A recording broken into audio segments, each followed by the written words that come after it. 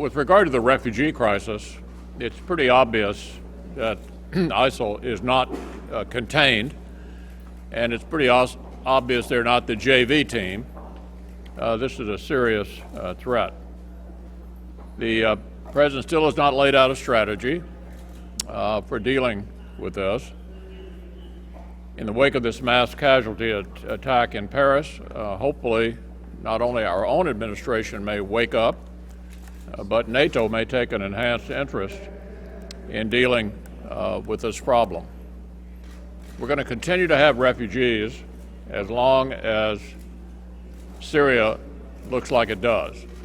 And so what we need is a strategy, obviously, to give the refugees an opportunity to stay in their own country.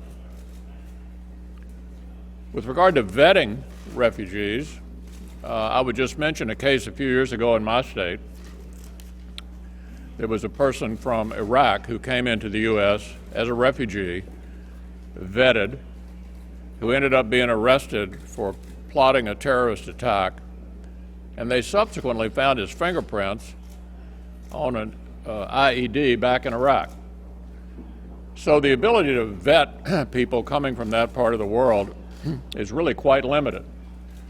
And so that's why I, for one, don't feel particularly comforted by the assertion that our government can vet these refugees, which leads to what you're hearing from all the governors around the country saying they're not interested in taking refugees from Syria for the foreseeable future. At the very least, it strikes me that we need a pause or a moratorium because the American people are quite concerned and upset about the possibility of terrorists coming into our country through some kind of refugee program.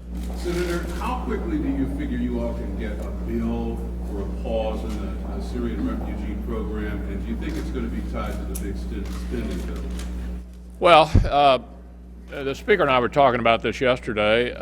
We're talking to the White House. We'll see what they're open to.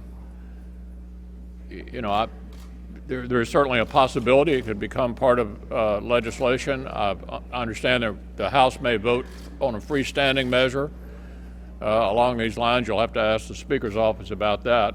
But it's pretty clear how the American people feel about this. I had a couple of governors calling me yesterday about it. Once they discovered that under the law they really don't have the authority to prevent these refugees from coming into their state. So there's broad concern about this. Noteworthy observation on that front, the Democratic governor of New Hampshire had the same view as well. So there's at least bipartisan concern about this flow of refugees coming into the country and what potential they may have to do us harm.